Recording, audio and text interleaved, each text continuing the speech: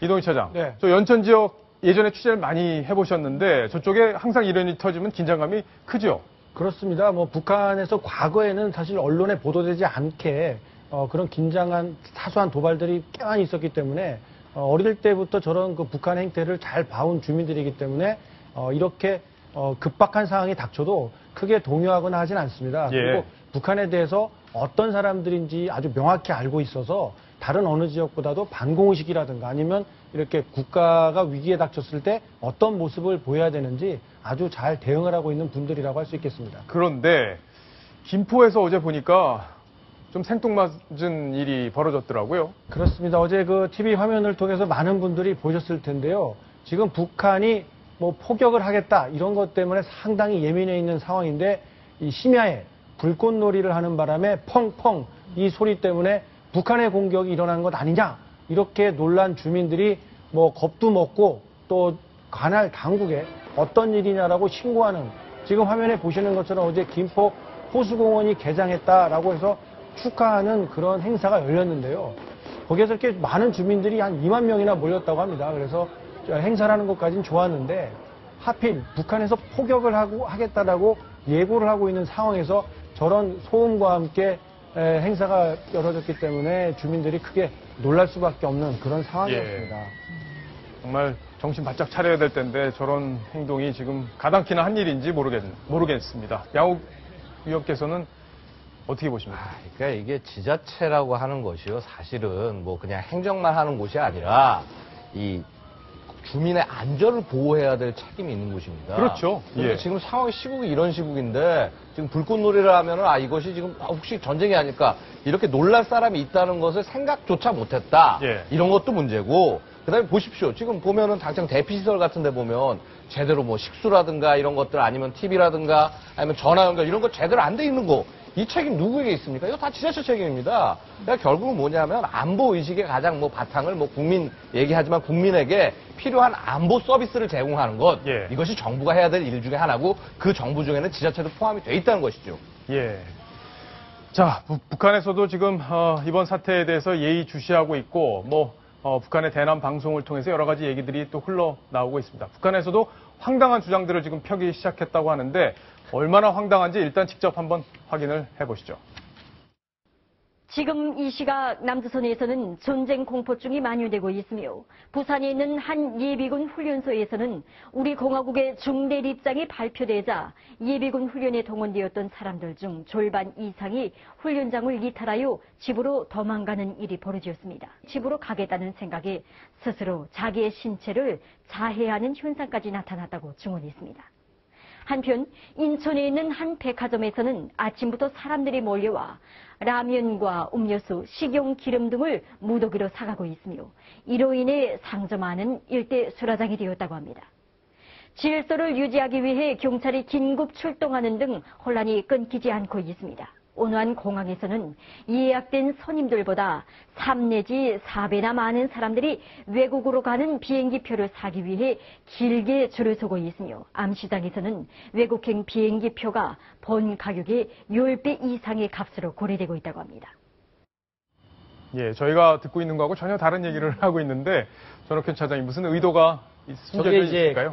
저거를 보시면 예. 이 북한 체제의 속성이 어디에 있는지 제가 설명하지 않더라도 우리 국민들께서 다 아실 거다. 북한 체제의 속성은 남한 내부의 사회를 정반대로 북한 주민들한테 알리는 겁니다. 예. 그래서 북한 주민들이 생각하기에 이때 남한 공격하면 바로 통일할 수 있겠네. 그래서 김정은이가 생각하는 2015년도 통일대전 이걸 완성할 수 있는 호기가 왔다. 그래서 그야말로 통전 전략의 수행할 수 있는 혁명 고조기에 돌입해 있다. 이렇게 하는 겁니다. 그래서 그렇군요. 지금 우리 국민들이 해외로 이탈해 나가고 말하자면 해외 이주를 해외에 도망가는 거잖아요. 그다음에 예비군들이 지금 대북 경계의식 하나도 없는 거예요. 자기 살아나려고 그러고 우리 사회는 다 혼란에 빠져 있고 예. 이게 얼마나 지금 말하자면 북한이 보기에 남조선을 미제 앞잡이로부터 해방시킬 수 있는 얼마나 좋은 기회냐. 예. 그래서 북한 주민들이요 권개해야 된다. 일어나야 된다. 자신감을 자신감을 얻게 준 겁니다. 하고. 예. 지금 한국은 패배 직전의 상황에 와 있다. 심리적 공황 상태에 와 있다. 이거를 외국 선전하는 것이죠. 네, 그렇군요. 그런데 지금 북한에서 선전하는 내용 중에서 예비군이 뭐 이탈했다. 이런 그 허무맹랑한 소리는 뭐 북한 주민들에게 어느 정도 설득력 있는지 모르겠습니다만 이 나머지 부분들은 뭔가 소재를 잘못 선택한 거 아닌가 예. 이런 생각이 듭니다. 북한에서는 좀 공산품이 아주 품기라고 할 수 없을 만큼 아주 구하기가 힘든 물건들인데 한국에서는 무더기로 사가고 있다. 이런 얘기를 그러네요. 하게 되면은 남한에서 물자가 풍부한가? 이런 생각을 할 수 있을 것 같고요. 이 외국으로 나가는 비행기 편이 얼마나 많으면 표를 막 이렇게 민간인들이 사고 있나? 자기네들은 해외여행 간 사람 구경할 수가 없잖아요. 예. 그런데 남한에서는 비행기 표를 뭐 암시장에서라도 살 수 있는 그런 여건이 되나 보다. 이런 부분들까지 북한 주민들이 좀 알았으면 좋겠는데요. 예. 네, 특히 이제 이 차장님께서 말씀을 하셨듯이요. 저 그림을 보면은 슈퍼라든지 또 우리나라 공항이 얼마나 잘 구비가 돼 있고 굉장히 화려하지 않습니까? 그러네요. 그걸 보면서 또 인민들이 느끼는 부분이 있을 것 같고요.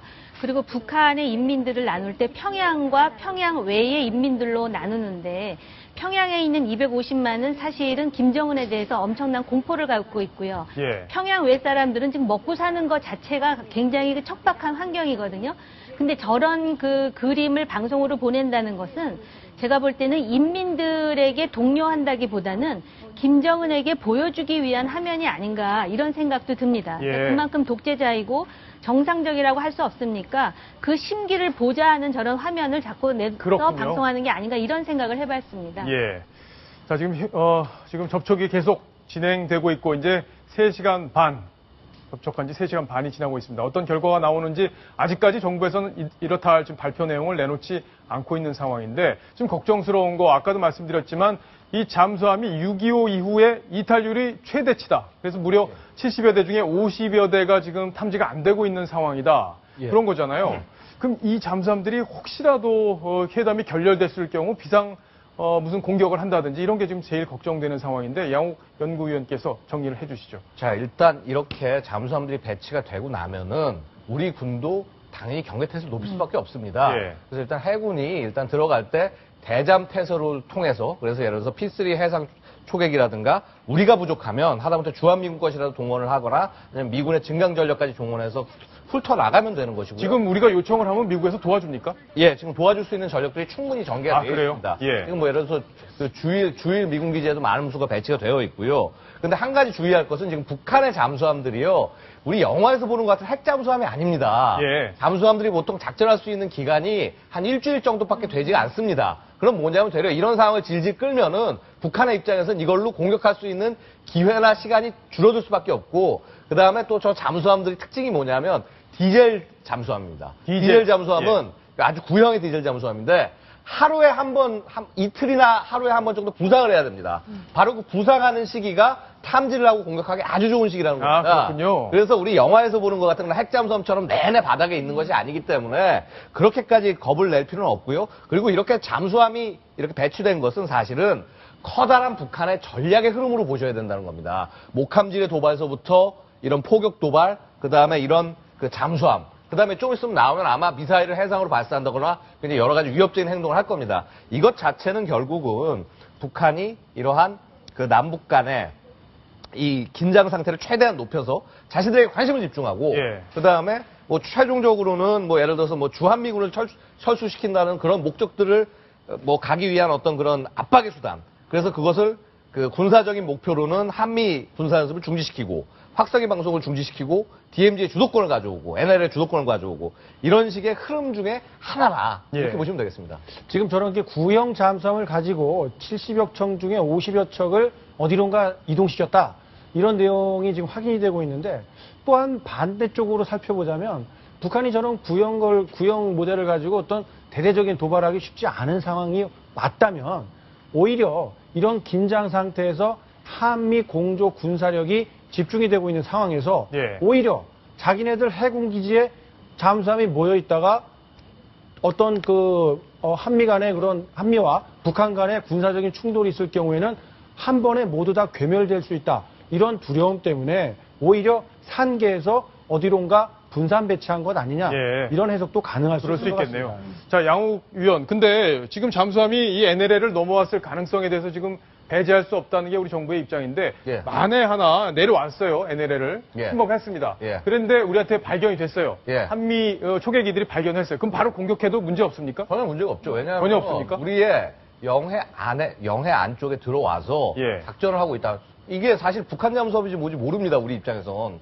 그러니까 어쨌거나 이 대한민국의 위협이 되는 존재에 대해서는 공격이 가능한 거고요. 그것이 나중에 북한 잠수함으로 밝혀진다고 한다면 그것은 되려 또 우리가 회담에서 북한에게 더 압박할 수 있는 수단으로 활용할 수 있기 때문에 예. 전혀 문제가 될 것이 없겠죠. 아, 그럼 공격해도 된다? 예. 제가 보기에는 이제 이번 잠수함 그 활동이 지금 현재 굉장히 위협적인 걸로 생각이 되는데 특히 우리가 여기서 눈여겨봐야 할 대목은 현재 DMZ 일대에서의 군사적인 위기, 이 상황 관리가 굉장히 첨예한 과제지 않습니까? 네. 이럴 때 이제 흔히 얘기하는 성동적소식으로 지금 잠수함들이 지금 바다 밑에 다 깔려 있잖아요.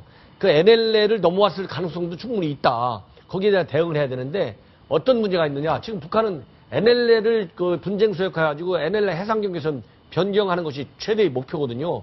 그렇기 때문에 NLL 선상에서 잠수함을 밑에 깔아놓고 예. 이 말하자면 이제 무력 도발을 하는 것이죠. 국제 도발을 할 때 그럼 우리 군이 대응할 거 아니겠습니까? 우리 해군이 대응하면 지금 NLL 밑에 나와 있는 잠수정이 우리 해군을 공격할 수 있는 가능성이 굉장히 농후하다. 네. 여기에도 시급히 대응할 필요가 있지 않나 하는 생각이 듭니다. 그렇군요. 자, 이제 저희가 오늘도 특집으로 쭉 보내드리고 있는데 이 남북 고위급 접촉 지금 3시간 반이 지났습니다. 아직까지 어떤 성과가 나왔는지, 어떤 얘기가 오고 갔고, 어떤 얘기가 양측에 합의가 있었는지 이런 얘기들이 전혀 나오지가 않고 있습니다. 아마 오늘 밤까지 길게 협상이 진행되지 않을까 이렇게 예상이 되고 있는데요. 저희가 속보 나오는 대로 계속 챙겨드리도록 하겠습니다. 자, 저는 잠시 후에 돌아옵니다.